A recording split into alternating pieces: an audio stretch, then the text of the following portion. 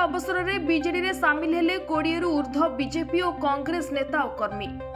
आज गजपति जिला Paralakhemundi hi tech plaza परिसर में बीजेडी बंधु मिलन कार्यक्रम आयोजित होईछि।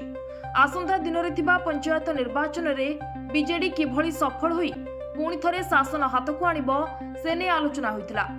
ए बंधु मिलन कार्यक्रम अवसर में पारला निर्वाचन मंडलीर 20 जन रु ऊर्ध्व बीजेपी और कांग्रेस कर्मी बीजेडी रे सामिल होइछन्ति।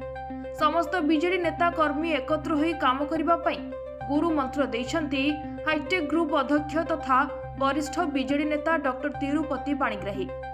विधायक रूपेश पाणिग्राही नूतन भावे बीजेडी सामिल होइतिबा लोकमानंकु ओपर ढक्कन दे स्वागत करथिले और समस्तंकु मिलिमिशि कार्य करबाकू कहिथिले।